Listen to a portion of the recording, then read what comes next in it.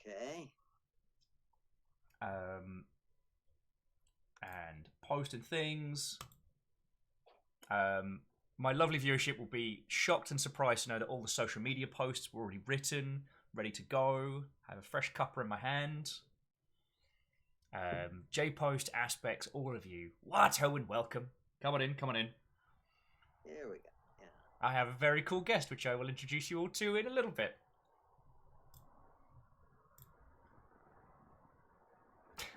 Tarlicus is, of course, asking me if I'm ill because I'm actually getting everything done well. I mean, I have been described as the illest Tarlicus. Actually, no one's ever described me as that. That's actually a lie. I'm sorry.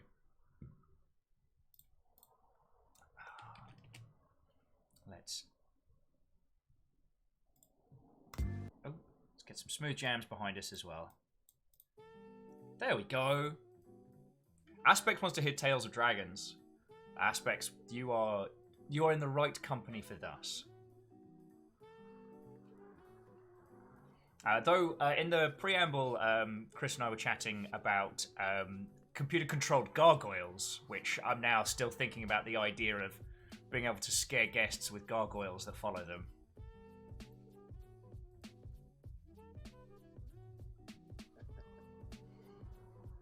So, Lizzie, J-Post, all of you, what-ho and welcome. I hope you've all made yourself a decent cup of tea or coffee, coming armed with some decent questions, because today's going to be a good little day, friends. And yeah, so can you see all the questions coming through, Chris? I see. Well, can you see the conversations coming through? Yeah, conversations. There we go. No, Lizzie, the aforementioned dragon hunting techniques cannot be applied to sharks. I can't state this enough. Please do not use the metaphorical chasing of one's ambitions to fight actual sharks. That is a terrible idea.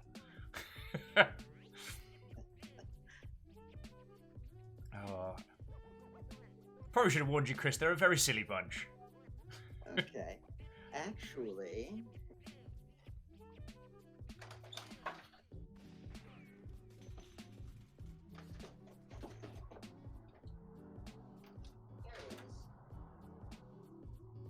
This is the sword. Dude! So... Anyway, there we go. Hang on. Just barely fits in. I need to... Sorry, just...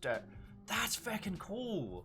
I mean, we're kind of... I guess we're jumping ahead to the good stuff. So, friends, that is the aforementioned Dragon Slayer. In fact, one other thing here.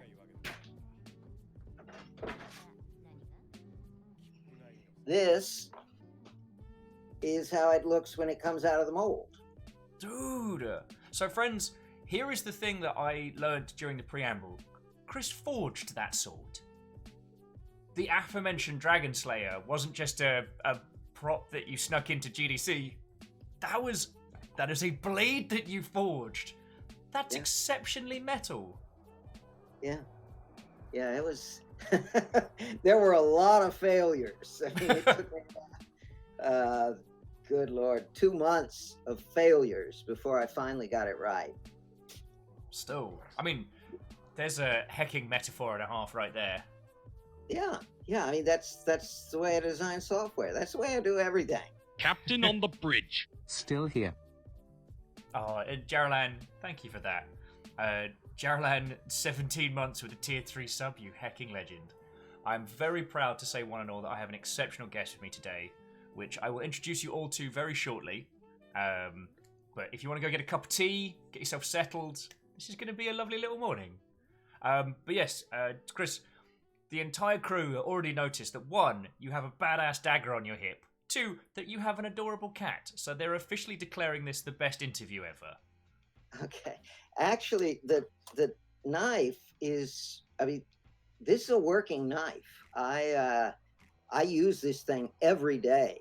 I mean, I have 40 acres of forest land. In fact, I was just using it this morning just to trim a wire that I was repairing. So Its most common use, believe it or not, is digging up a special kind of weed that's very bad. So True, but if you're going to do it, that's the cool way to do it. A trowel doesn't quite have the same je ne sais quoi.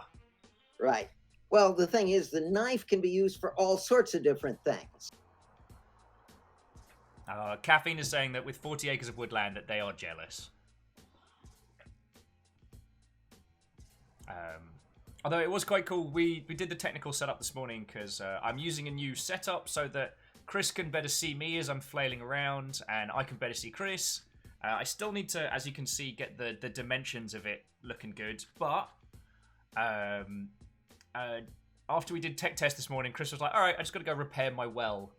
That is a real thing that happened. Yeah.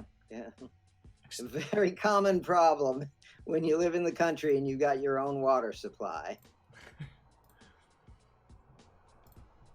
So Shackle, Dashkle, Greg, Erin, Katros, Graphite, Step Jen, all of you, water and welcome. Come on in. I have a feckin' cool guest today to introduce you all to. So, as per usual, we're just going to chat, hang out for a little bit before we get started proper. So if you do want to get yourself a cup of tea or otherwise, now's the time. And, Chris, I don't think that's the last time you're going to have to show these people the sword. Okay, sure. I mean, I pride myself on being able to balance, like, actual, conversation and, interesting topics alongside being a huge fan of people's work. So that's where I'm coming from this morning.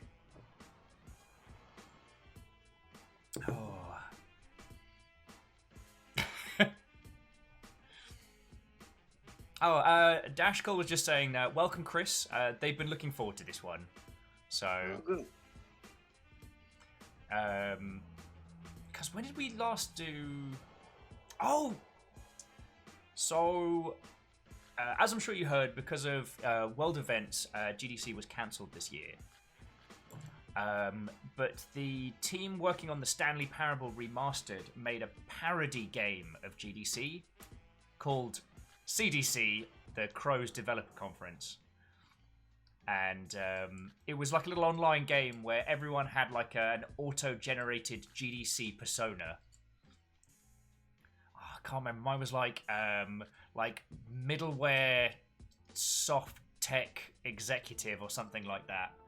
You said bell peppers and beef. The idea is you run around collecting business cards and listening to fake talks. And once you collect enough special business cards, then you're allowed to leave the games industry. The joke is that after it elevates you up on a cloud, it then unceremoniously drops you back into the industry. It's metaphors and metaphors. And I believe Dashkle and a few people were in for that.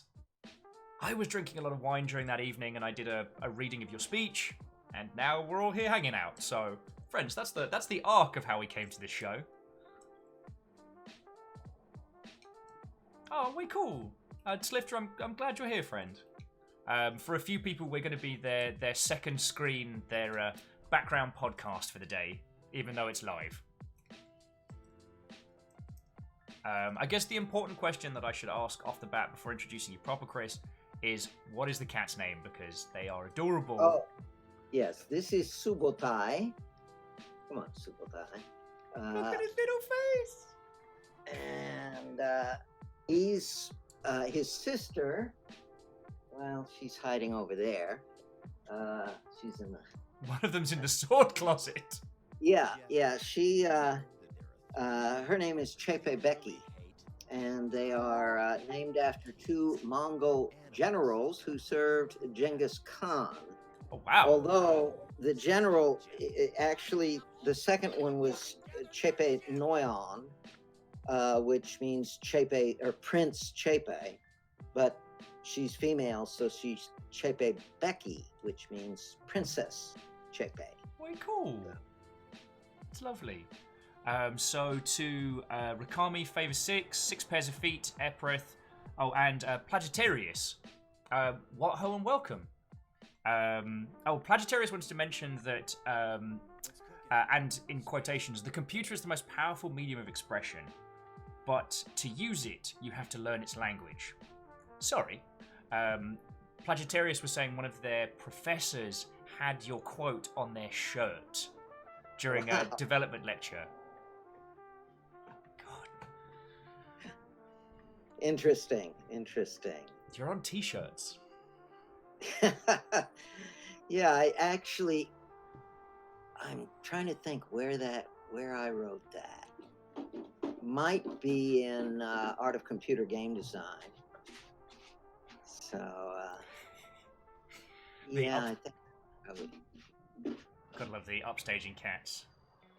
Beadora, what ho and welcome. Plagiarius says it's actually a quote from one of your talks, and they're going to see if they can find it. Oh, okay.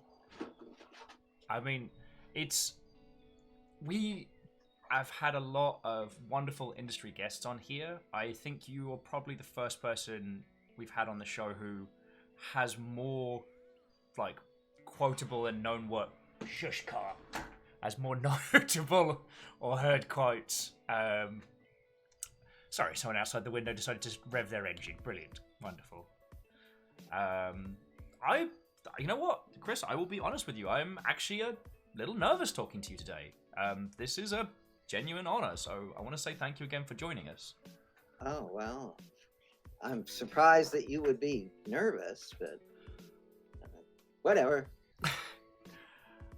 So, with that, friends, let me introduce you to my guest. I am joined by Chris Crawford, the original founder of the GDC, and I want to say, writer seems to do it a disservice, but let's say creator of one of my favorite talks, the Dragon Slayer speech, which, if you know me, you've probably heard me quote or recite at least a couple of times.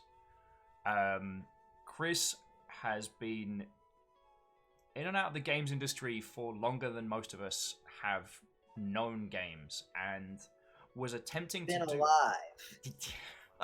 Dude, I didn't want to make it sound like... I mean, you're not wrong, but... Chris has been attempting to do the kind of things that we talk about here, like back when people were still trying to work out how to get, American soldiers to shoot Nazis. And Chris's philosophies on the emotional impact of games is one that I've taken to heart very much. So, yeah. Chris, thank you for coming on the show. Sure. Would you mind doing a brief TLDR of your career, just for individuals that might not know your full discography? Let's see. Actually, I did my studies in physics, got a master's, and then did a little teaching, and then managed to get a job at Atari. I had actually done a few computer games on my own. This was in 1979, and I sold the first computer strategy war game ever sold in history. That was in 1978, and back in those days, the software was on cassettes and in Ziploc bags, and it sold that game called Tactics was sold for $15. So I went to Atari, did a bunch of games at Atari, ran a group that taught people how to write software on the Atari because it was a very different kind of machine. And then I ended up running games research. Atari set up a research operation and run by Alan Kay. And he hired me to do games research. And so we did that, and I did a game there called Excalibur about the Arthurian legends, which had some interesting attempts at the social reasoning And then Atari collapsed, and I was laid off, and I moved over to the Macintosh and did a game for that called Balance of Power, which was the big hit and made me a ton of money. Um, and then I continued working on the Mac for 20 more, actually, no, only about 10 more years. Did a bunch of games. Only. Broke even with them, didn't make a lot of money. And then I decided to do interactive storytelling. That would be in around 1992. And I worked on that until about 2 years ago when I realized I was just getting too old and could not handle the complexity. Interactive storytelling is immensely more difficult than I realized, and even more difficult than, much more than most people realize. It's very difficult. Heck yeah. And 92 was also when you did the aforementioned Dragon Slayer speech. Yes. Which, oh, sorry, friends, I do apologise. No, we're good. Which, friends, if you haven't seen, if you pop on over to the Discord, we'll throw some links onto that. It is definitely one to sit down and give a watch to. So, Slifter had a question off the bat, and let's get stuck into it. I mean, we're here to hang out, chat and ask questions. Also, very quickly, Aspects, thank you for getting us up to Plagiarius. So, Slifter was asking, what are some of the best examples of interactive storytelling out there that you'd point at? Well, the only one that I think comprises genuine interactive storytelling was the first one, Facade by Michael Mateus and Andrew Stern. It came out about 18 years ago, I think, and it was very limited and involved a great deal of hardwired stuff, but it was definitely interactive storytelling. I actually did a bunch of things that were interactive storytelling, but not good enough for me to publish. So there were a number of good ones there. The C-Boot had some really nice things in it. I was very pleased with what was in C-Boot, but I still thought it wasn't good enough to publish. I probably should have been a little more open about that. I mean, that's, I guess, one of the great curses of game development is, while striving for greatness, it's often hard to stop and ship a title. Yeah. See, none of this was ever commercial effort. I wasn't concerned with making any money. My concern was with creating something solid enough that other people could look at it and say, this is the way to do interactive storytelling. Part of the problem, though, I had spent years telling people about my technology and trying to explain to them, you really ought to get into this and work with it and criticize it, and we can all advance this together. The problem was nobody understood it, and well, there were a couple of people who did, but what really the straw that killed it all was I decided that what I needed to do was to build a really scaled down version of my technology, something that was much simplified, much easier to work with. And so I worked on for about 6 months. I did nothing but work on this new tool. Yeah. I called the Encounter Editor, as well as producing 3 videos that explained in detail exactly how it worked and what the ideas behind it were. And then with great excitement, I unleashed it upon the world and said, okay, go for it, people. Only one person ever even asked a question about it. Nobody ever built anything with it. And what I found afterwards was that nobody understood it. It just went right over everybody's head. And when did you release that to the world? Just for framing. That would have been June of 2017 or 2018. Oh wow! Yeah, and it was just a total failure.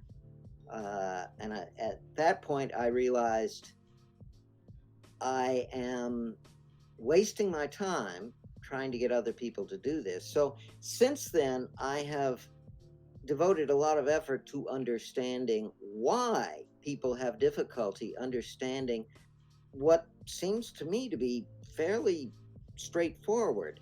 And I've actually, in the process, I think I've come to some realizations that are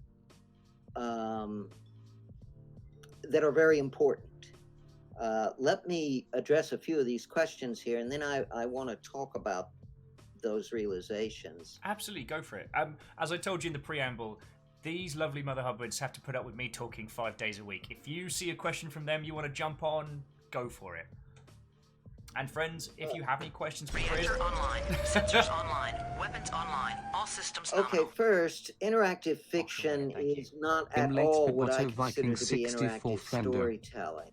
The text parser stuff, it really doesn't... These are puzzles. I believe that the fundamental requirement for interactive storytelling is that the player be able to have dramatically significant interaction with interesting characters. And there aren't even any interesting characters in the text adventures I've seen, much less any ability to interact with them in any dramatically significant way. I mean, Crawford's first law of software design is whenever you set out to design any piece of software, not just a game, but anything, the very first question you must ask, and that you must ask repeatedly throughout the design process, is, what are the verbs? What does the player do? Because it's about interaction, action, it's not interceivity and it's not interhearivity.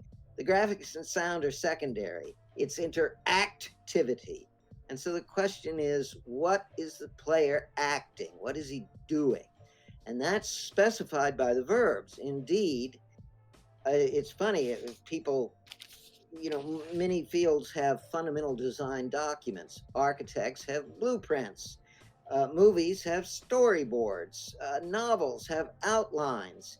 And a lot of game designers, because they have this Hollywood envy, insist on using storyboards as design documents for their games, and that's just silly.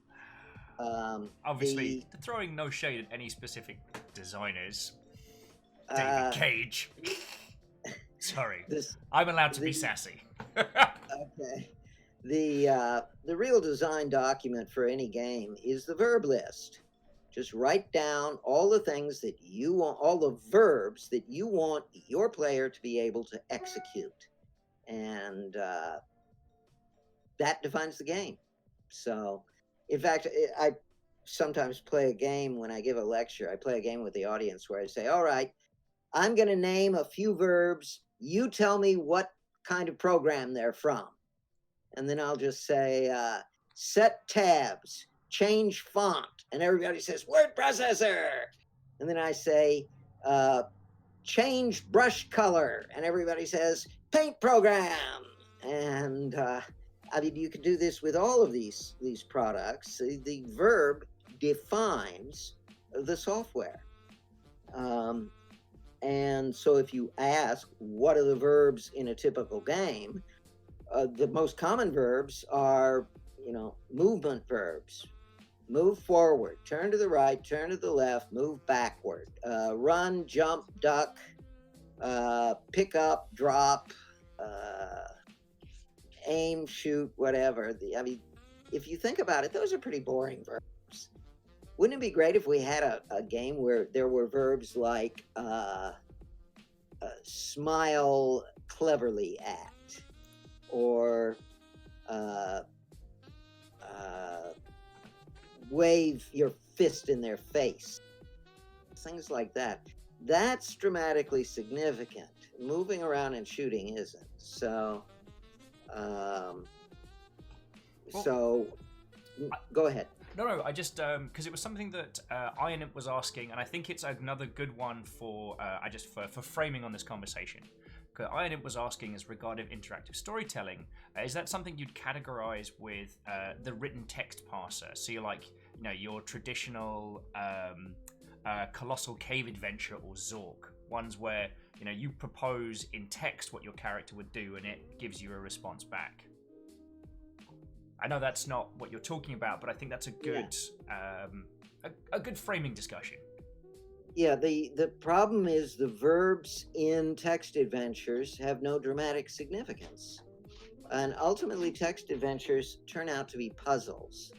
The purpose in a text adventure is not to interact in dramatically meaningful ways with characters. It is to solve puzzles. Somebody asked the relationship between interactive storytelling and games. I think the answer to that is best given in terms of the audience. Games have a very firmly established audience now. We know who buys games, who pays money for games. We have the marketing people in the games industry have a very good characterization of their audience. I don't think that audience is going to go for interactive storytelling. So I think we're really talking about creating a completely new audience. Way cool. So it's a new industry. Also, Joda and those who've just joined us, what ho and welcome. More as an aside, one thing that was kind of cute was some of the work that Valve has been doing with their index and their hand gesturing VR stuff, where in a couple of their tech demos you can actually angrily shake your fist at someone and they will react. Although,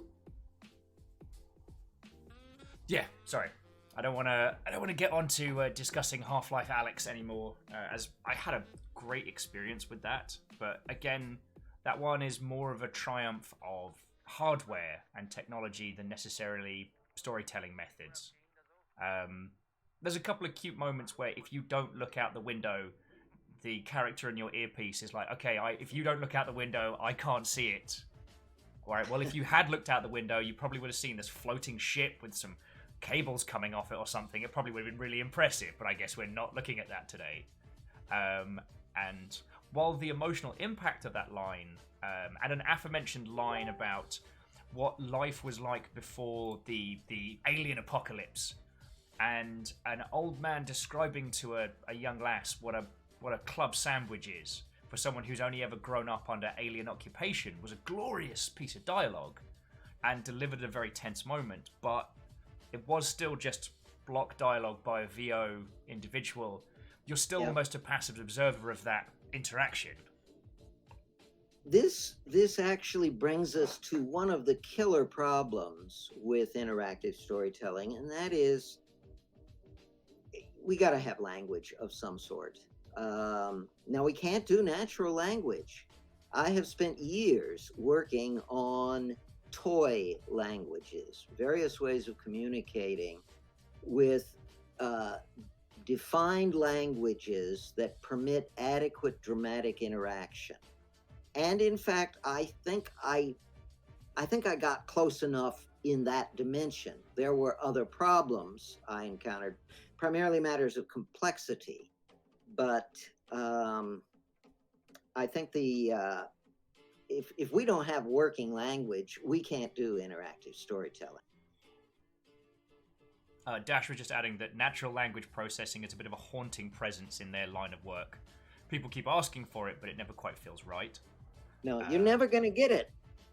I mean, the problem is you can get a primitive form of natural language up and running, but it is always, you cannot have natural language input from the user because it will always exceed the capacity of the computer, because language mirrors the reality in which we live.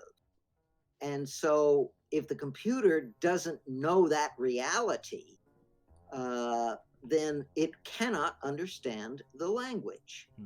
The things Thus, that I've... Sorry, apologies. Thus, what we need is a constrained language, a confined language, something that somehow has borders around it that make sense, that are reasonable. And that gets very difficult. My solution was to use what I call an inverse parser, where instead of parsing input after the player enters it, you parse it beforehand. In other words, you say, all right, choose a verb. Given this situation, this dramatic situation, I'm sorry, you can't play ping pong. And no, you can't pull out your gun. It's not dramatically appropriate. There are only about a half a dozen verbs that are dramatically appropriate to this dramatic situation. Pick one of them. Okay, now that you've picked the verb, now you got to pick a direct object. Who are you going to do this to? And then if you're going to, you might have indirect objects or a variety of other things, such as offer a trade to Joe, in which I will give him the bicycle if he will give me the book. That kind of thing. I've done that. I've had that running for years. It's a really so there are a lot of things that you can do, but it still has to be constrained. No, well, one of the things that Alness and a couple others were mentioning was the sim-heavy type of game. So Dwarf Fortress, full, ASCII art under the hood, simulating every dwarf, every cat. I mean, as it's often joked about, with Dwarf Fortress, you could learn that, or you could probably learn Mandarin in about the same time. But it's often pointed to because while your goal is to have a bunch of dwarves build an aforementioned fortress and keep it running, it's super duper simulation heavy. Do you think there is a way that we could start using that kind of thing with like emotional context? Perhaps give at least a little bit of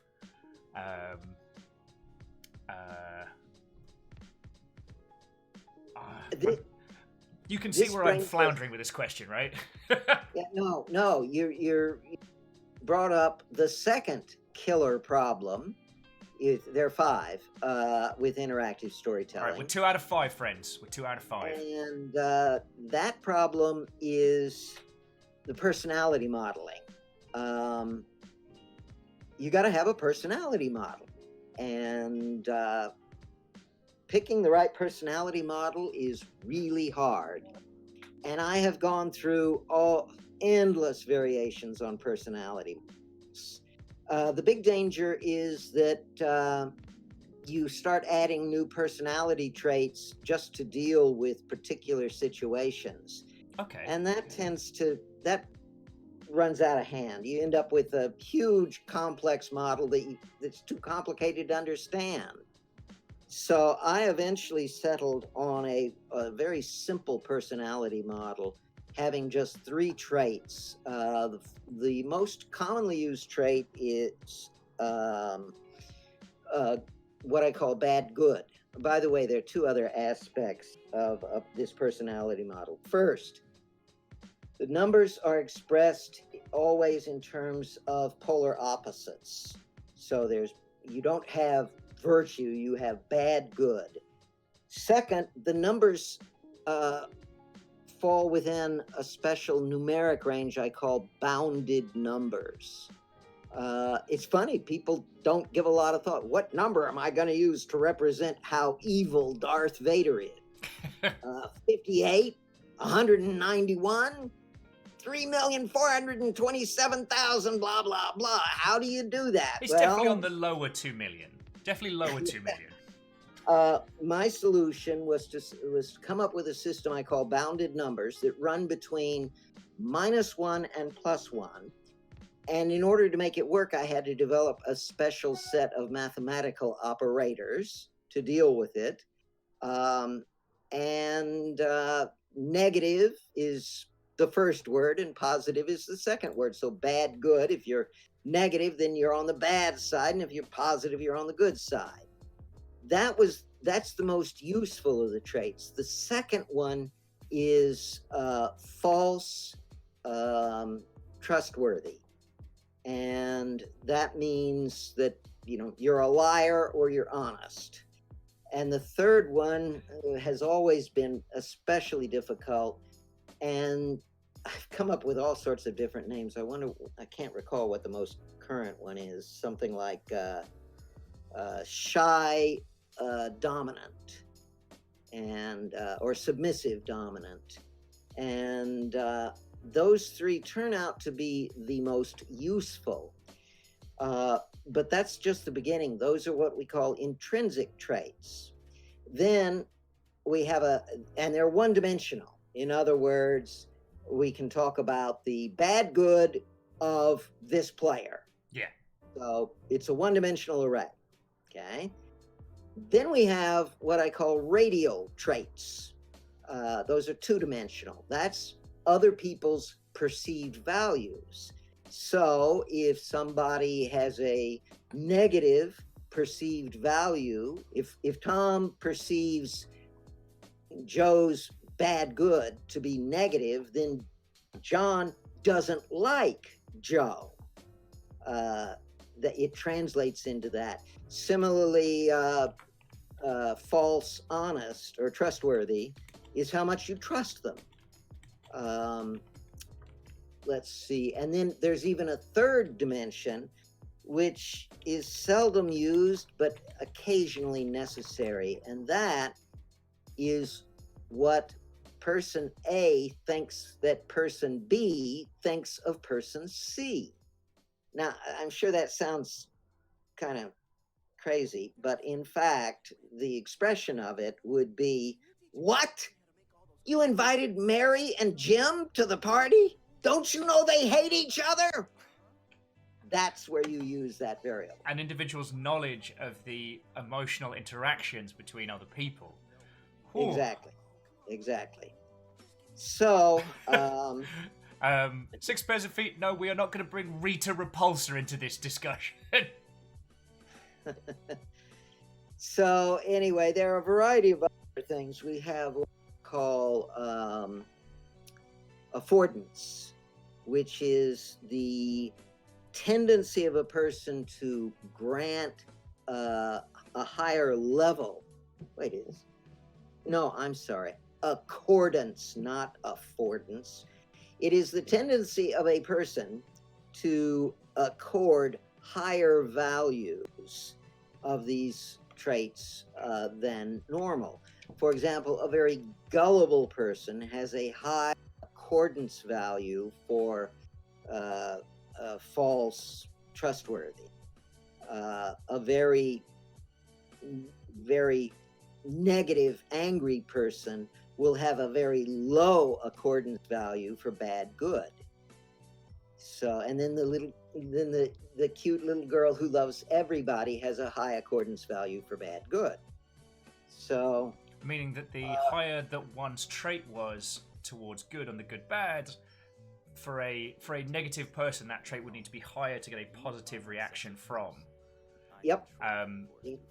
I apologize if I'm running to keep up with, as I know both yourself and a lot of you lovely viewers have very, very kind of program analytical minds. I do feel like I'm running to keep up, so if I'm asking any dumb questions, I do apologize.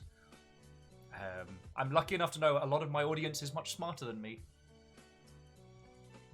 I'd like to, I want to make sure that I get to a very important point here. No, please do. But I will just conclude the bit on personality modeling by saying it's very important. and it is a difficult problem. But let me segue to this completely different idea. In trying to understand why people have had difficulty understanding what I'm doing, I came to actually a very profound realization, and that has to do with the nature of reality, believe it or not. Basically, most people see only half of reality. And the way to express this is to ask, is reality a collection of things or a system of processes? To put it another way, is the universe a collection of objects scattered in space or a sequence of events scattered in time? Two completely different ways of perceiving reality. And these show up in all sorts of fields. It turns out in human intellectual inquiry, we keep coming on this same division. Physics, we have particles and waves. Particles are objects, waves are processes. In economics, we have goods and services. Goods are objects, services are processes. Medicine, we have anatomy and physiology. Anatomy are the objects of the body, the bones, heart, lungs, so forth. Physiology are the processes taking place inside the body. Military science, assets and operations. Assets are guns, tanks, planes, and so forth. Operations are moving them all around. Let's see. God, there are a bunch of others. I ran into a really good one the other day. Oh, language. We have nouns and verbs. Nouns describe objects. Verbs describe processes. I mean, it just goes on and on and on. This is a fundamental aspect of reality. But the thing is, we learn about reality primarily through eyes, and eyes cannot see processes. Eyes see only objects. And so we are biased to thinking in terms of objects, not processes. For example, when you look at a tree, everybody, when they look at a tree, they see bark, trunk, leaves, branches, wood, objects. But when I look at a tree, I see moisture being absorbed with minerals in it, being absorbed by the root hairs, being brought up by capillary action through the cambium out into the leaves, where you get photosynthesis with photons hitting chlorophyll molecules and an electron chain going down that ultimately ends up making adenosine triphosphate, which is then converted into sugars, which are maneuvered around inside the tree to help it build a system of processes. I say there was me nodding along for a large proportion of that. So what I wanted to ask, directly articulating on that, is video games are a very visual medium. One of the things that we do suffer from a lot is the user's perception of what they observe and the processes that make it happen are conducive, when in actuality that's very rare. It is very rare that what you see on screen is conducive to the processes that make it be. I mean, hell, we could talk about that topic until the cows come home. If you have cows, I don't have cows, and I probably should have started with that. But I wondered if that was one of the issues, as you were saying earlier, were people not hooking into it. Do you think it's because video games are still a very, very visual medium? I mean, the interactivity is a core, of course, but you know, the largest proportion of games that we experience, you know, what we're shown visually is the big communicator. Also, everything is visual. I mean, that's the problem, is here, not there. It's the way we're built that we tend to see objects, and we have great difficulty seeing processes. You have to, my way of saying it is, see with your mind, not just your eyes. Okay. And in fact, we do that. A lot of that is built in. For example, here we go. anybody can see that this thing, or you should be able to see this thing is curved. How do you know it's curved? You do inverse texture mapping. And you can, well, it's a little hard with this black paint. Let me, here we go. Also, There, that's curved. And you can tell from the texture mapping. Your eye sees 2 dimensions only, but your brain applies, goes in and does some calculations, says, oh, it's curved. So yes, we can do that, and we just have to extend that process much further in order to understand processes. way cool. Also, very quickly, friends, if you've thrown any questions in that myself or Chris have missed, feel free to throw them back in later on. We're all here to hang out and chat, so because I know I think Theodora had made a great point that I completely missed, so I felt really bad about that. Sorry, so you were saying. One last point in this summary. The heart of a computer is the CPU, or the central processing unit. And so computers are all about processing. And yet we don't see process. We think in terms of object, not process. And that's why we have failed so badly to utilize the computer to its fullest extent. I mean, really, if you look at here's one way of saying it. Let's talk about software from 25 years ago and compare it with software today. And the software today is 100 times better than the software 25 years ago. But the hardware is 1 billion times better. That's a measure of how badly we failed. We don't really understand what a computer is or what it does.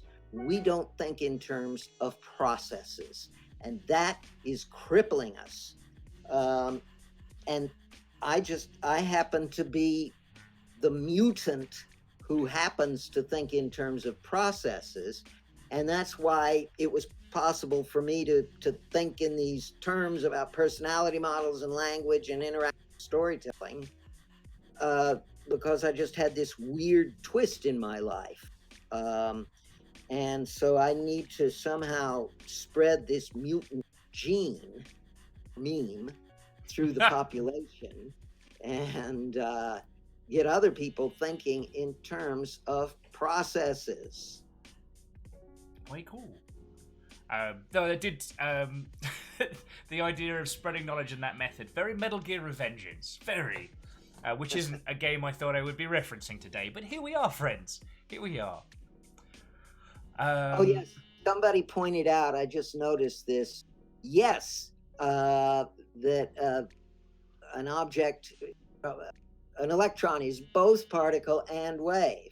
In fact, in some cases, it's easy to see. Jupiter is an object. Yes, you can calculate it with the wave mechanics, but it's a lot easier to use particle mechanics.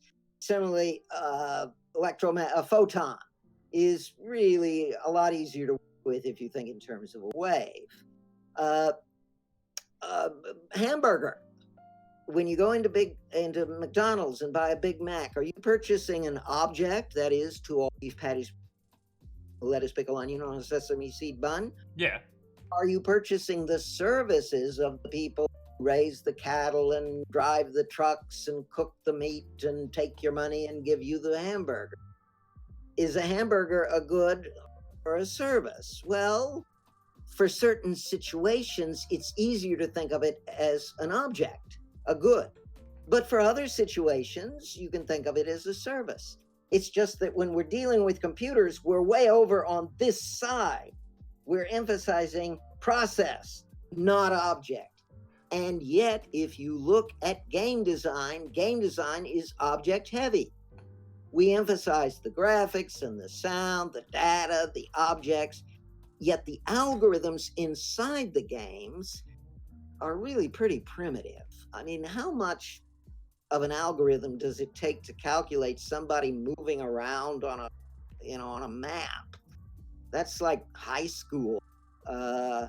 calculating the trajectory of a bullet, or the calculations going on in these things in terms of the game processes are really simple. One of the most telling, damning facts about game design, 35 years ago, I published a game called Balance of Power about geopolitics.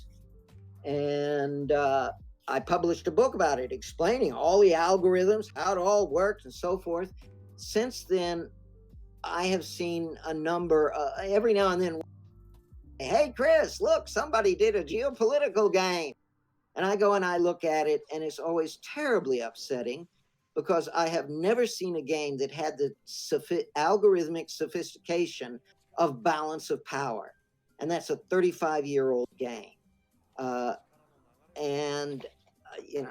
disgusted to report that. Now, maybe somebody has, but I've never seen any such game. I've looked at a number, and people just don't think in terms of algorithms. This is the point where, sadly, my lack of programming knowledge will let me down, because I can't comment to the back-end complexity of like paradox titles and things like that. Yes, as everyone noticed, I was on board with that whole conversation until he got to the hamburger. Then I had a little existential crisis, so thank you for that, Chris. Am I purchasing the burger that goes in my hand, or am I purchasing the time that went into creating it? What am I paying for? I don't know. I wasn't ready. Now, I had a fluffy question for you from Beadora that I wanted to add in, which was games like Mario Maker or RPG Maker, like object-orientated creation tools and things like that. How do you feel they fit into that space? To quote Beadora, with Mario Maker and RPG, I guess they let you use objects to build games without knowing the coding. Is that a positive or a negative in your opinion? Are they a learning process to making games without the language? Well, the interesting thing about those is that the user manipulates the objects, not the algorithms. That is, the user says, I'm going to put this character here and this object there and an obstacle and something to jump over and so forth. You're adding all. But I think it would be more interesting to be able to say the gravitational forces operate according to R cubed law instead of an R squared law, or some sort of different algorithms. The way the game works, functions differently. There have actually been a few games with some of that. One way to do it is to have a game with linear equations where you adjust the coefficients. So in effect, you can say, make the bullet strong, heavier or lighter, stuff like that. That's getting halfway there. So, but again, we don't see much of that. Most of what we see is variability in the objects, not the processes. Yeah. Well, I mean, not to bring the conversation too far off topic, I mean, right, we're still suffering this problem whereby a lot of the big conversations that happen around game creation are focused around what is fiscally successful. So a lot of the conversations are still about, like, how do you do an online shooty gunbang game that can support 200 people? A lot of the problem solution comes from how to simulate what you were saying about, weight, velocity, etc., without actually having to do those calculations.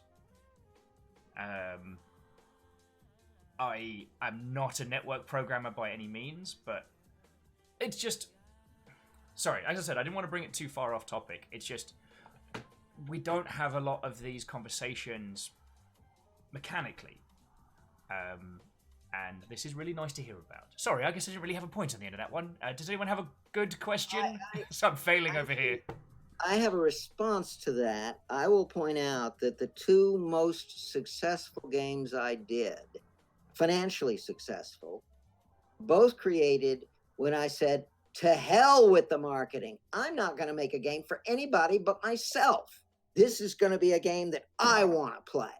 And the first one I did that way was Eastern Front 1941. I did it for myself. It was a smash hit at the time. Then a few years later, I did Balance of Power, and I did it not because I expected it to be successful, but because I really wanted to do something about peace versus war and geopolitics and how they combine.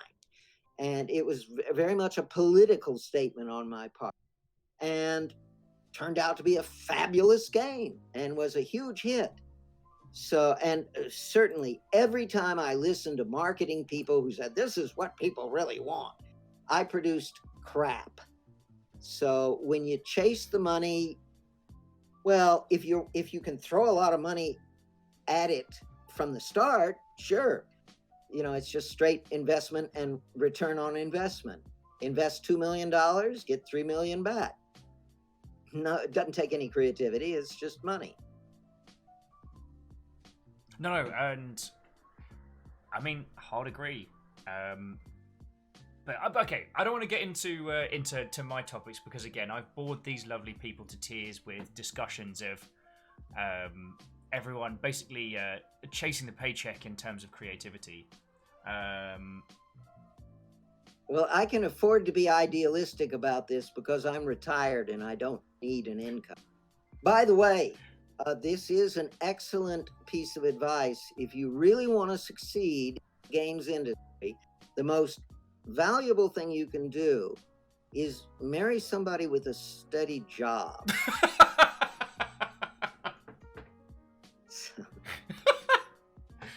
I mean, you're not wrong.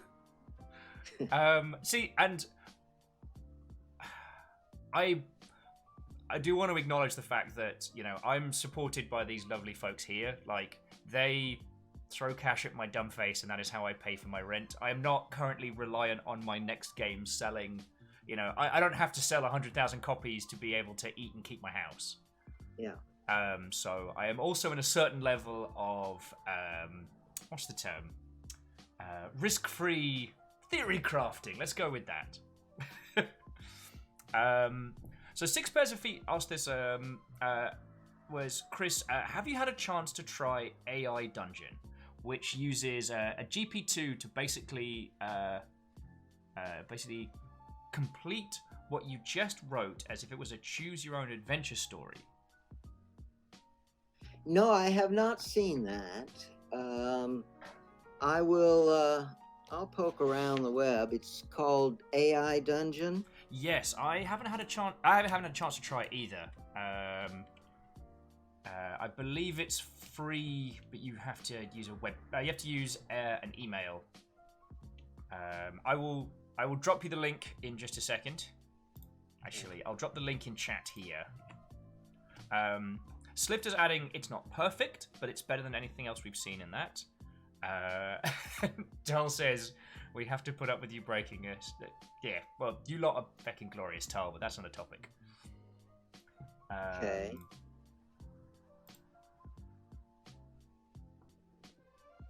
Let's see, where is... Oh, well, I can find it. Yeah. I can find it. See, one of my favorite games the last couple of years is one called Rain World, which has been very, very contentious because its focus was on ecology simulation rather than accessibility, to put it. You play an adorable slug cat separated from your family, and you have to crawl across what appears to be the wreckage of a city to re-find your adorable slug cat family. It is interesting because it visually looks like a very, very pretty 2D platformer, but it charges you with learning the ecology of this world to survive. There's no upgrades, there's no leveling system. You need to learn which big lizards will hunt by sight, which ones hunt by sound, which creatures dislike which ones. Also to Spring-Heeled Studios, thank you for the follow. And what was very interesting about that was that users found it very, very difficult to understand that it wasn't the mechanics they must learn, but the systems of the world. And yeah. I don't know, it was just the way you were describing, very, very process, as you were saying, verb-heavy concepts. That was the first thing that sprung to mind. Now, obviously the complexities of the human mind and the human heart are much more so than 3 different coloured lizards that have, that have varying levels of hungry. But I don't know. It was the first example I could think of that started to hit upon some of your, I don't want to say systems driven. You know what? I'm going to jump into some other people's questions because I really keep failing at the question asking. I'm going to need more coffees. So I tell you what.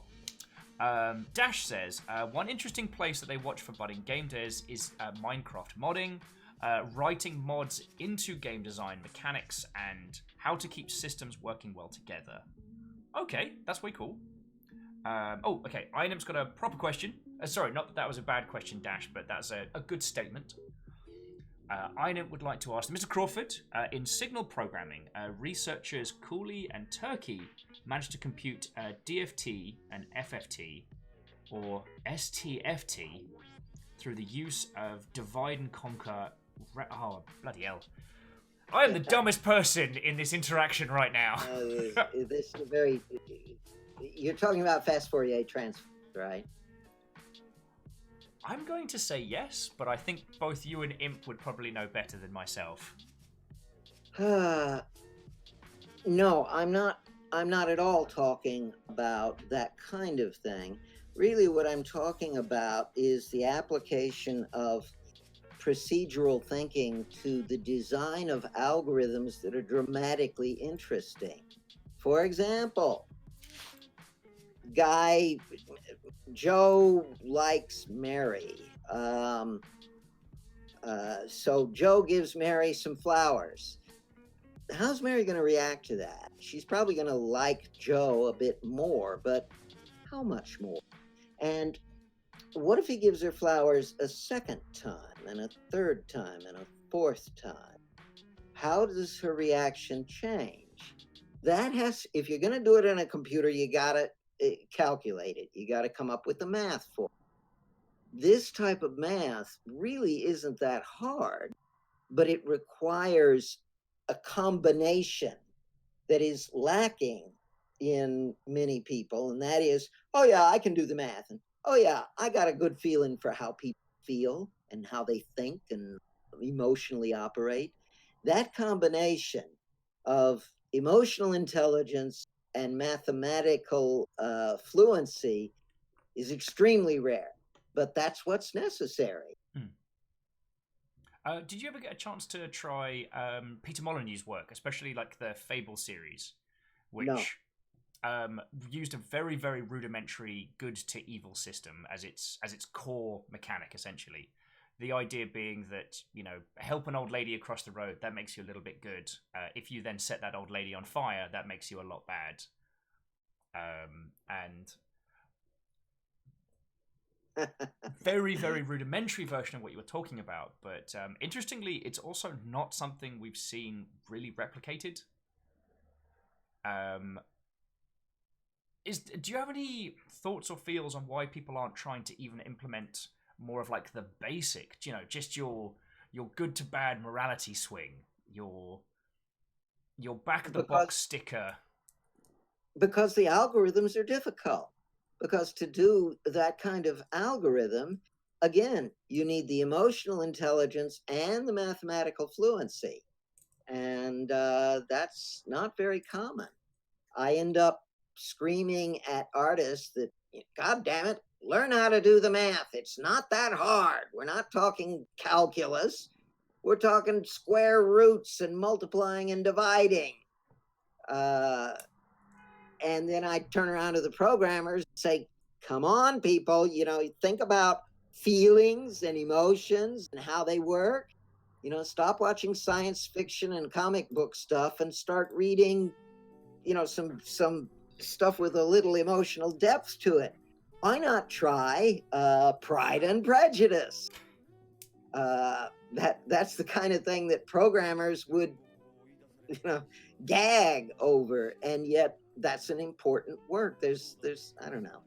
There's a lot of really serious drama, and you need to think about it. Yeah. So I think we would be remiss if throughout this conversation we didn't talk about slaying the dragon. Okay. I mean, sorry. If you've got more to add on that one, please do not let me interrupt. But it has been fascinating to see multiple times throughout my brief game career that speech has done and redone the rounds. That the idea of like genuine emotional storytelling in video games and the challenges of going forward to chase that is something that resonates even now.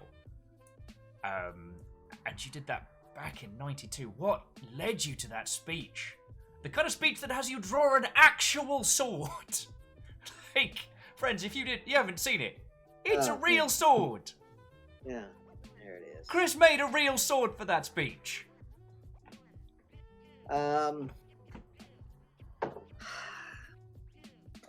Way back at the beginning, in the early, I remember while I was maybe my second year at Atari, maybe 1981 or so, I remember talking with other people about games as art.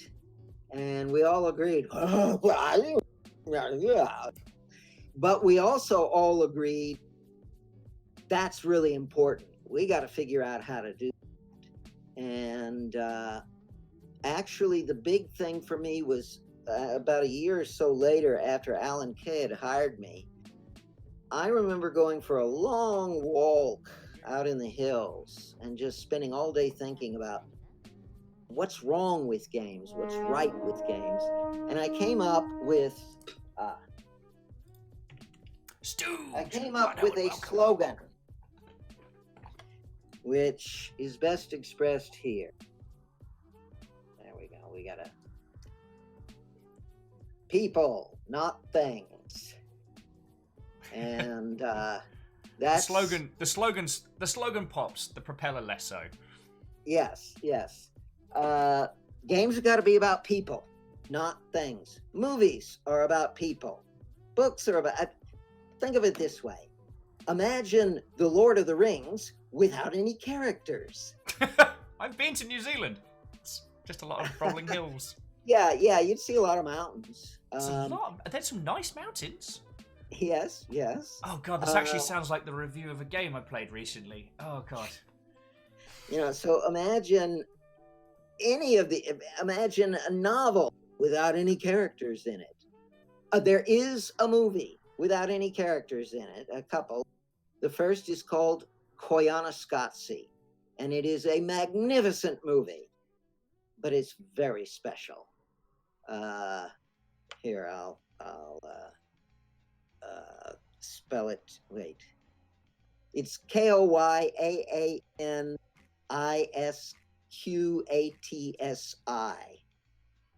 So you should probably watch that someday. But that's a movie with no characters and no dialogue.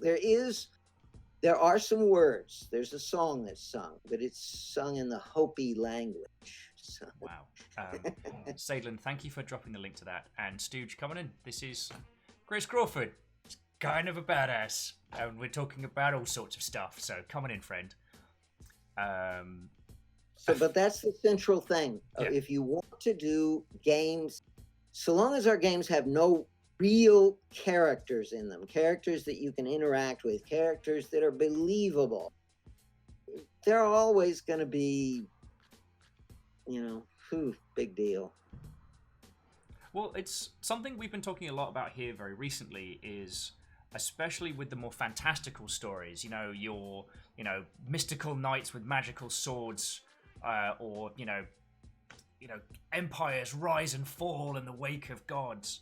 That the stories that stay with you, the grounding is always human. The Kevins may be clashing with the forces of good and evil, but the anchors of the characters that you experience in those spaces. And right now, we're getting closer and closer to some really good simulacrums. Like, we're getting real close to getting the initial feelings of that emotional connection, but we also know that if we step outside of the bounds of 1,000-person development team working for 7 years, then it all starts to go a bit like wibbly wavy. I don't want to. I'm not in the habit of tearing games down.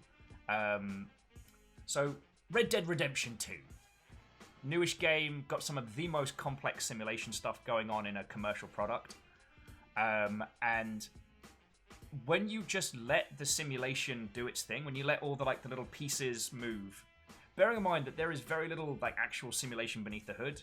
By my understanding, they just brute forced all the pathing and all the interactions. They just did it with cash and time. That when you just let that run, glorious little experience. But as soon as you add the linear narrative stuff on top of that, it goes out the window, sometimes hilariously. Well, one way of perceiving this, imagine, a Game of Thrones. Basically, Game of Thrones is a soap opera with dragons and zombies. But I mean, the essence of that is the soap opera.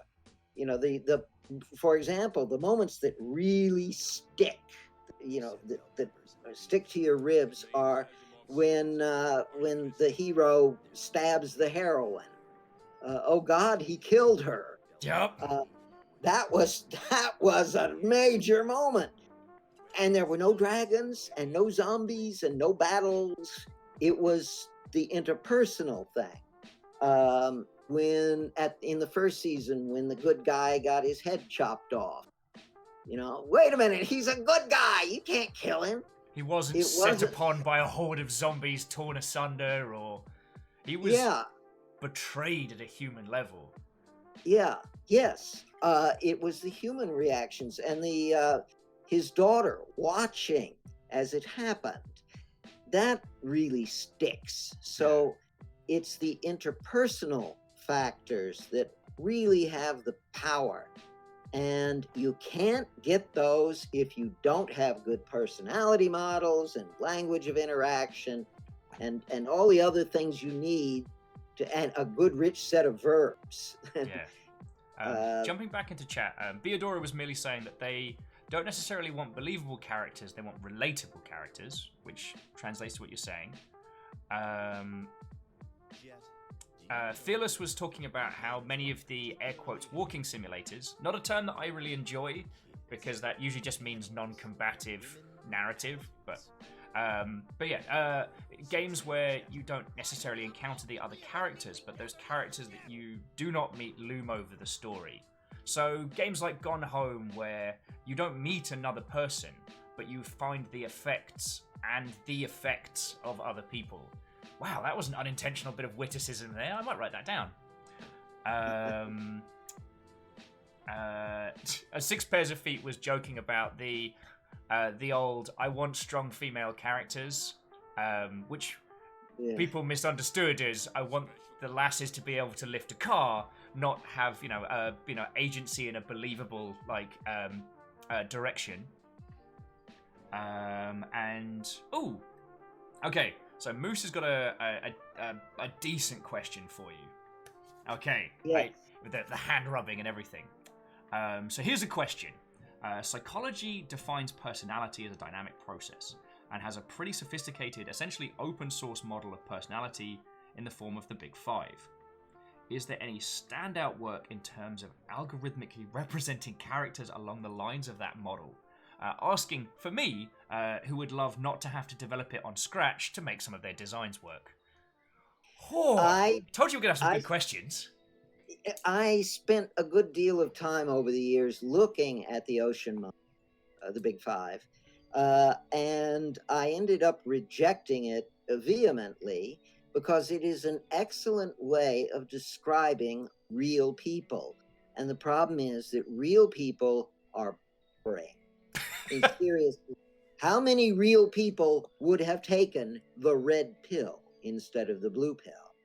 I mean, how many would have taken both together? Yeah. I mean, the whole idea of characters in stories is that they do what we would be afraid to do, what we're too prudent to do. And so, and moreover, characters are caricatures. that is, I mean, I've known some bad people, but I don't think I've ever met anybody as bad as Darth. As bad as who? Sorry. Darth Vader. Or as good as Princess Leia. All the characters in our stories are grand exaggerations, and that's necessary. That's what makes the story work. And so striking that balance between like actual genuine motivations, but larger than life personalities. Yeah, and you feel the Big Five doesn't allow for that. Oh no, it doesn't at all. It's yes, you could do some things with it, but it points you in non-dramatic directions. Sort of like, well, for example, science fiction. I can dismember any science fiction story by picking apart all the violations of the laws of physics. They're everywhere. They're just, it's full of it. But that's not the point. The point in science fiction is to tell a good story, and if we need to violate the laws of physics, fine. People who will complain and say, "Oh, wait a minute, he gotten from point A to point B in time to save the princess." That they don't understand what stories are. And in the same way, a story should not have real people in it. It should have characters in it, and characters are entirely different from real people. No, way cool. Shackle was making an interesting point, which is we haven't worked out yet how to do procedural stories as well, and that's a very good point. Shackle was talking about in the Dwarf Fortress again.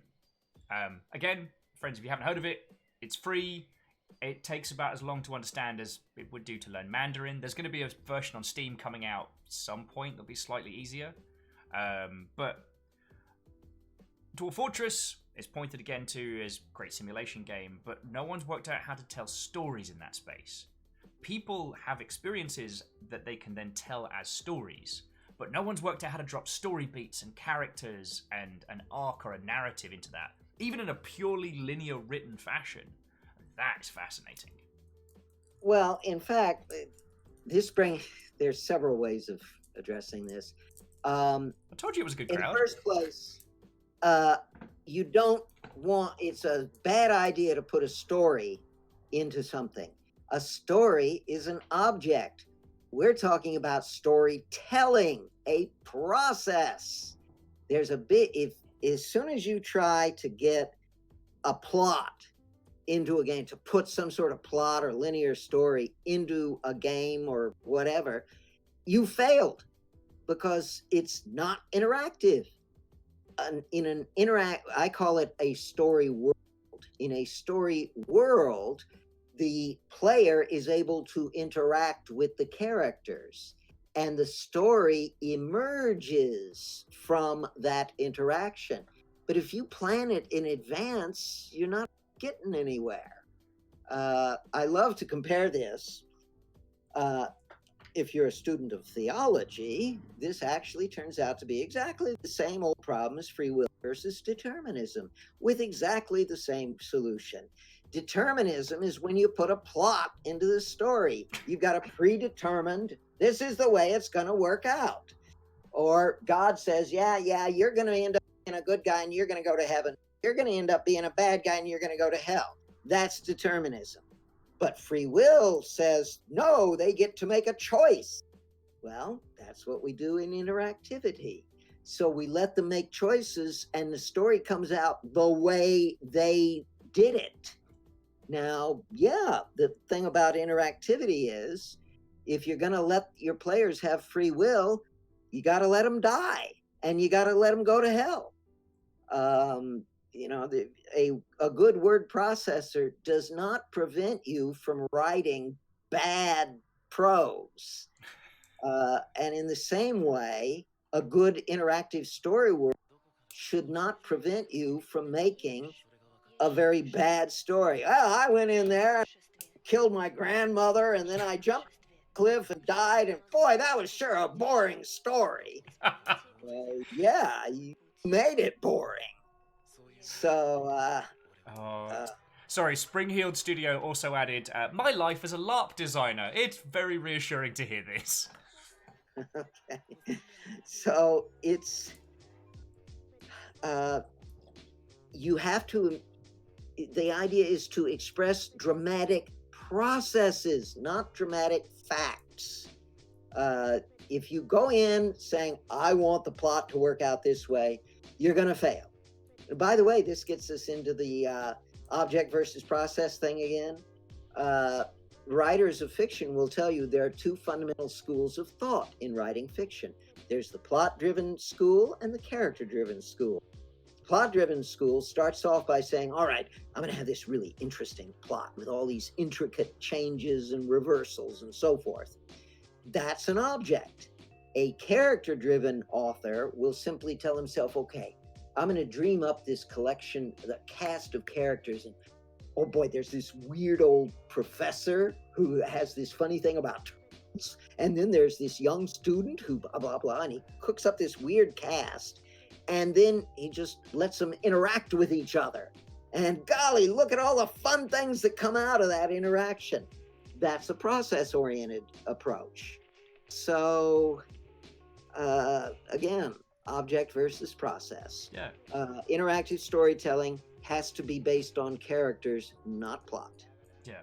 Well, so Six Pairs of Feet wanted, and I don't mean this isn't like a challenge question or semantics, but where do you feel environmental storytelling comes in? Because ever since the explosion of the Dark Souls series, that's been one of the other band-arounded terms for storytelling. The idea that the story is etched onto the environment, and how much or how little of it that you find is up to you as the player, as the user.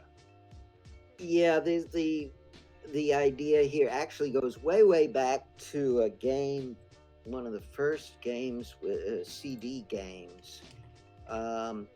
And basically you discovered the story piece by piece by wandering around and exploring the world. I don't think much of that because you're not really interacting with characters. It's a puzzle. You're just trying to figure out the story.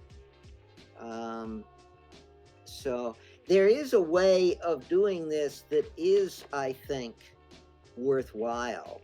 The classic mystery story is fascinating because what it does is you start off through the mystery, the audience, the user, forms a hypothesis. Oh, the butler did it. That guy. Oh no, it wasn't the butler. It was the chauffeur. And so he must have done it. And then, oh, the chauffeur couldn't have done it because he broke his leg. So, and you're forming new hypotheses. And the result is that the audience concocts a dozen different stories out of one story.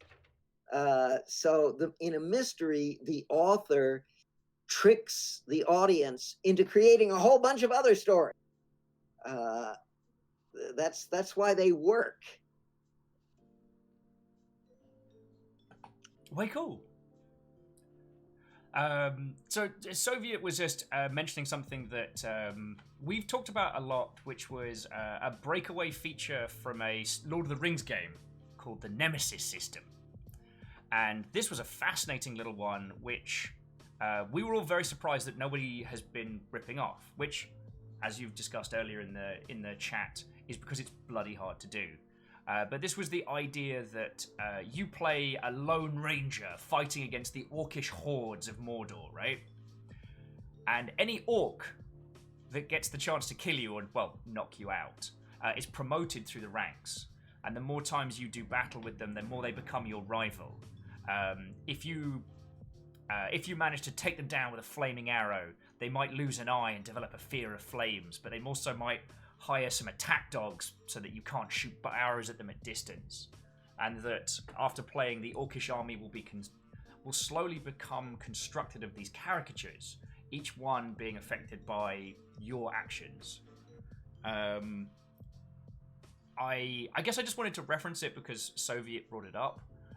There isn't any new info there. It's a very, very, very basic system. I mean, it obviously requires a large amount of work because of the sheer amount of procedurally generated models, and, you know, if you take out his eye, he's suddenly got like a metal eye patch, or if you cut off an arm, he has a hook. They'll change their weapons to mess with you, and some of them will have rivals within the Orcish forces. I apologise, there isn't really a point to it, but it was definitely one that was worth bringing up during this discussion. Well, it's an interesting mechanic, but I don't see any character interaction in it. Aside from having some interesting rivals, I mean, the idea is that, like, a little lowly foot soldier can rise to be one of the great Orcish generals. Yeah. Unfortunately, as a game, it's undermined by its, well, gaminess. As your ranger becomes more and more powerful, these orcs become less and less threatening, which means you tear through them at a rate of knots.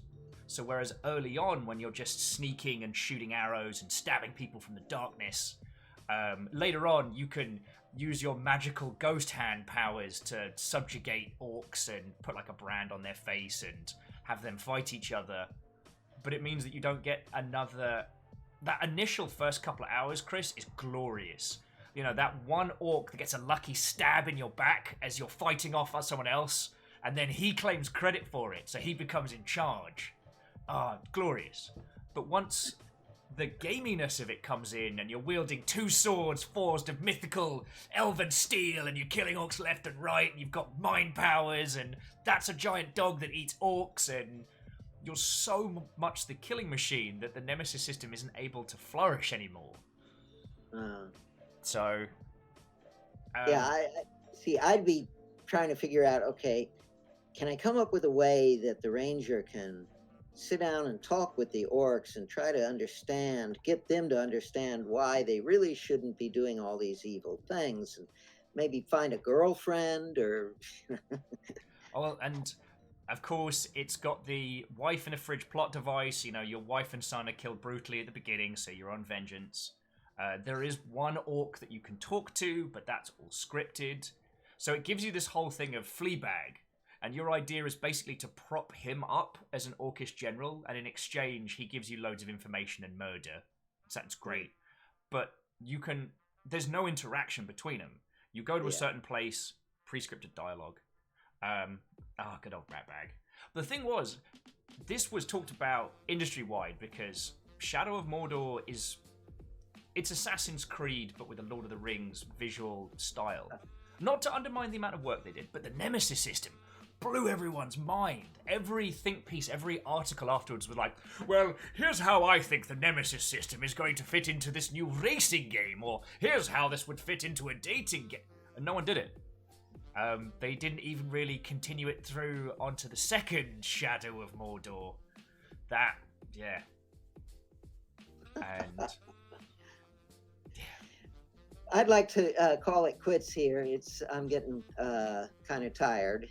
Don't, Chris, I am a chronic talker, so I could chat your ear off through. So, friends, I tell you what, if you've got any very quick fire questions for Chris before we bring it to a close, now's the time. And we can continue talking about these topics afterwards. Like, I'll go and get a cup of tea, and then we can just keep chatting. One fellow asked about the Toolbox project I worked on and launched.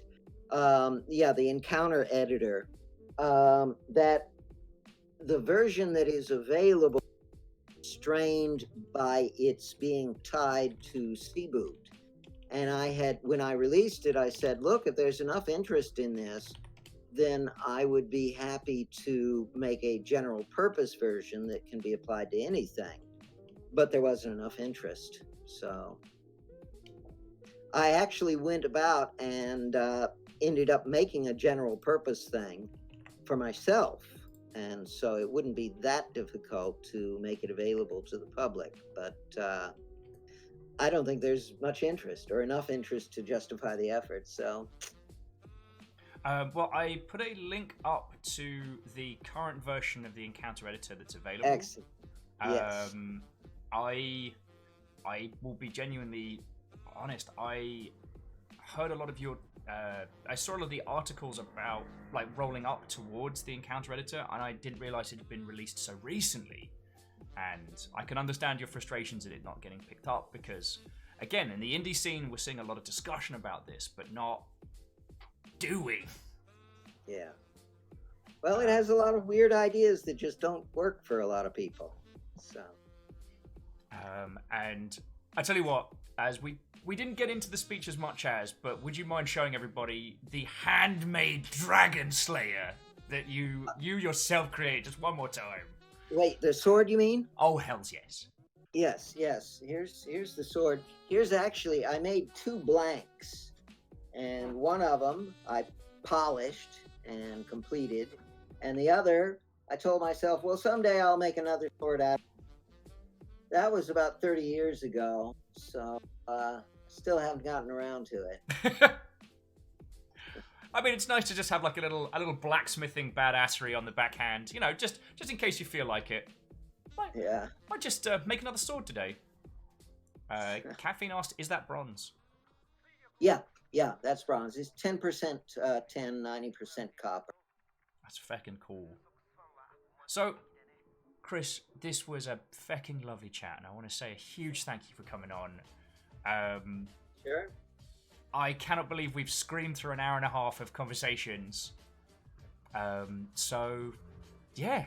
I tell you what, if you ever want to talk video games in the future, I'd definitely love to have you back. Yeah, sure. Let's do this again sometime. I'd really like that. So, friends, please join me in thanking our legendary hecking guest, Chris Crawford. There's so much we didn't even get into. Yeah. Oh. Well, we'll take it up next time. That sounds like a plan, friend. That sounds like a plan. All right. Okay. I'm going to take off. Well, from all of us here to you and your adorable cats, thank you again for your time, Chris. Okie doke. Bye-bye. Okie dokie. Right. Has it all gone skew? If it has, I've broken my own scene. Okie dokie. So let's close this a second. Bear with me a second, friends. I need Stop that incessant clicking. Oh, and J-Post, that's fucking cool of you. Thank you for gifting us up to 6 pairs of feet. Right. You close.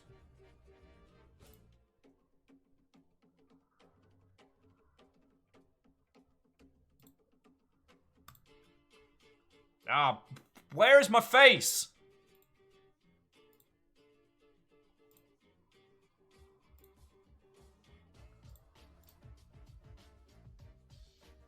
Come on, I know you're there.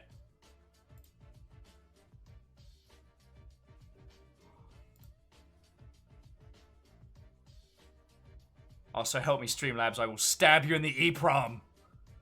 So Stop that incessant clicking. whoever that was that gifted a sub to Ambu, you're heckin' legend. Thank you. And friends, thank you all for coming by. So to Spring Heel, to everyone that joined us today, if you'd like to keep talking about this topic, we're going to keep streaming. I have no idea what we're going to play. I feel like we should play something. I mean, we could heck around with AI Dungeon. It's not exactly the most visually intriguing of games. Yeah, Spring Heel, you got the dulcet tones of a blonde Viking, even though I'm ginger. And in attempts to getting my new studio setup working, I have killed my webcam. Good work, Will. Good hecking work.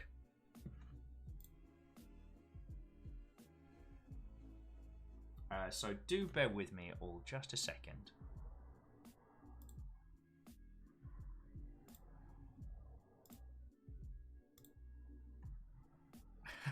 Will, coming to you from the darkness. Let's get some stock Will going for the moment. We'll get some stock Will up. Where's my wanted poster? Wait, let's get a... I'll go into the memes folder. How about that? Memes and fan art. No one needs Will in a mankini.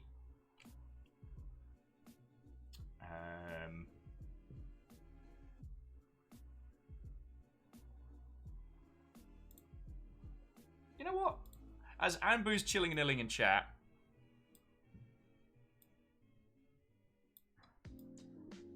Anbu drew that. It's fucking cool.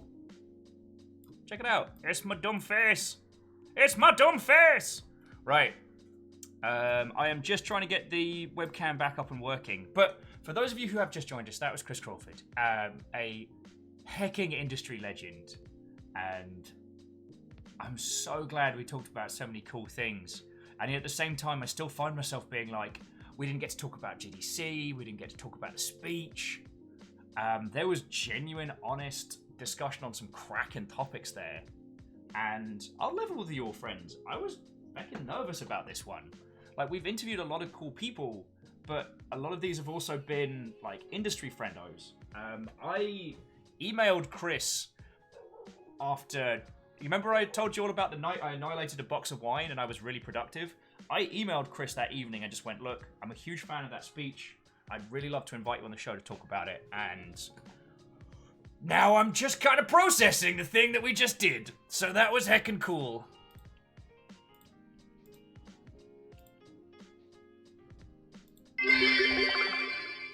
The test Tooge deals you 700 points of damage.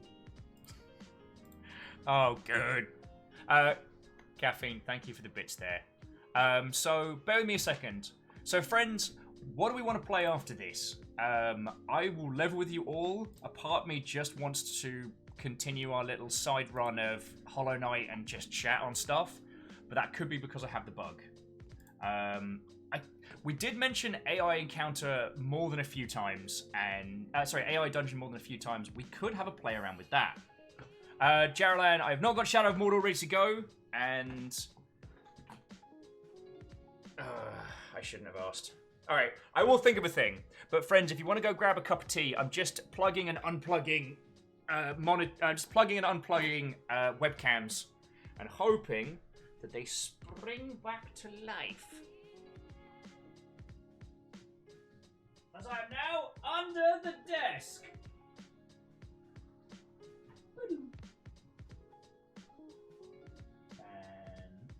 Hopefully that's the right one. And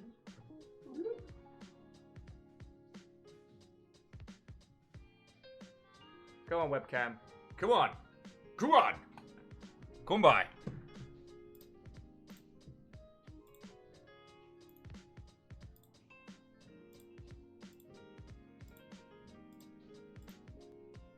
Yay! Hi, my name is Will, and I fixed it. Oh, don't. Okie dokie. Alright, friends. Check me out. But yeah, let me grab Chris's speech as well. Because that was the other thing that, if you haven't had a chance to watch it, one of the reasons why I really, really wanted to have Chris on the show is that he very famously left the games industry in '92. And he did so with a speech, which has become known as the Dragon Speech.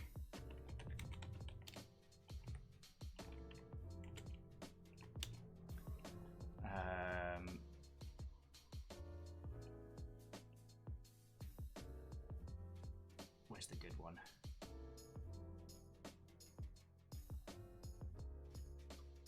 All right, so we'll go for this one.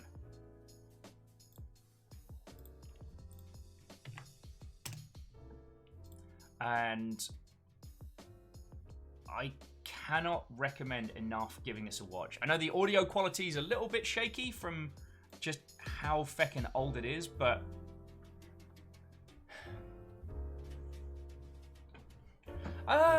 Tal, that feels like it would be a little bit in bad taste to do a reading of the Dragon Speech now.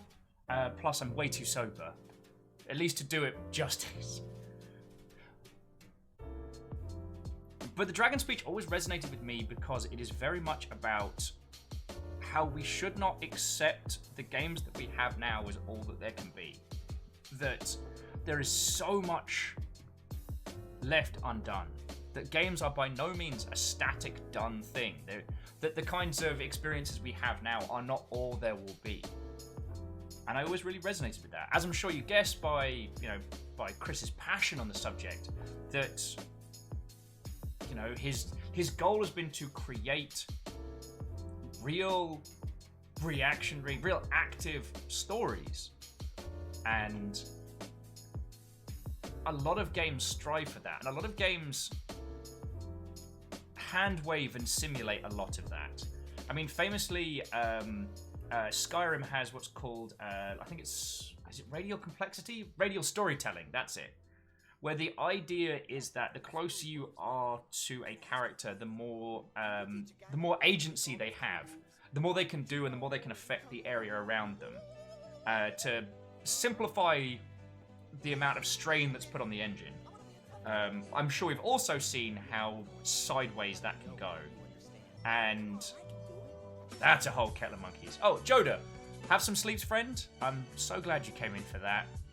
And I hope it was entertaining, friends. You'll also notice that especially Skyrim does very, very compartmentalized storytelling.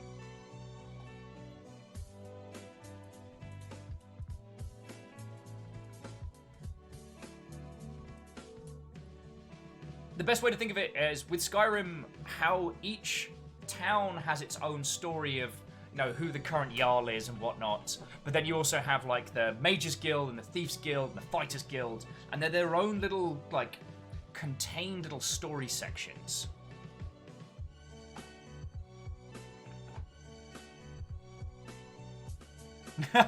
Sorry, and Beadora was adding, could really use Chris having a go at the people doing the apps with the interactive love stories aimed at primary female teens. Though I am told there's a larger portion of femme writers who are actually making a decent living writing some of the community stories in there, but that's another story.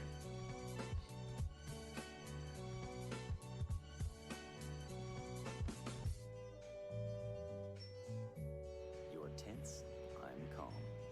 You apply excessive force. I control that force through fluid motion.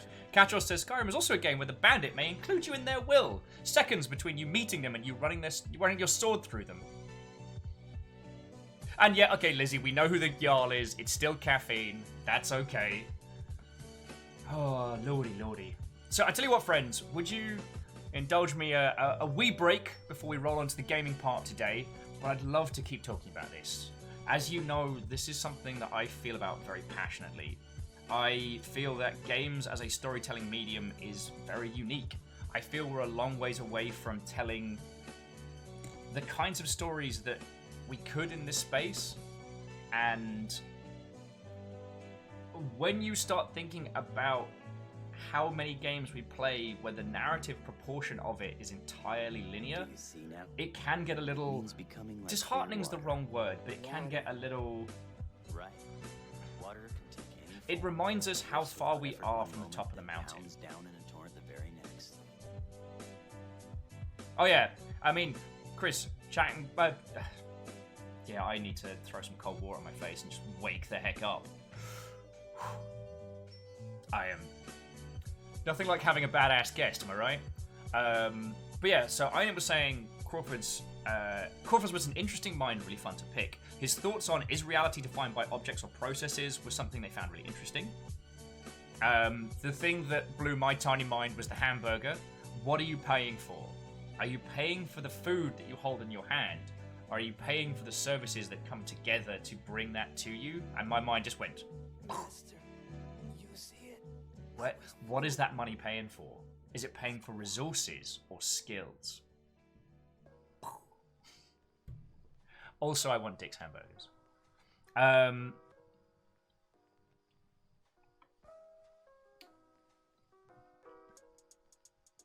Yeah, okay. Lizzie, everybody, I will go get some water, get some coffee.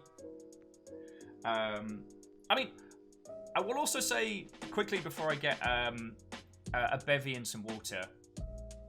The other thing to take into mind, friends, is that the user's experience is also very, very important. And that I am not dissing games that make you feel like you could have any impact. I'm not that is entirely a valid method of storytelling. It's very, very, very hard to do. But the kinds of stories that make us feel like we could go anywhere, do anything, I always think that's very impressive. Weirdly, a good example I always like to point to is Metro 2033. How that feels like you could explore the entirety of the Moscow Metro. That at any point you could just start walking in a direction until you die of radiation, thirst, or bite marks. I've always really liked that. And what's interesting is that there are some sections in Metro Exodus which are little tiny sandboxes which feel less open and more linear than Metro 33, which was a linear title. I mean, a very different story than human level interaction, but definitely one that's interesting. Alright, if Ironim's getting coffee and water, so am I. Okay, friends, so I'll be back in just a second, and we'll play some video games and we'll keep talking on this topic because, as I'm sure you know, it's one I'm very passionate about. So, don't you go anywhere, you lovely Mother Hubbards.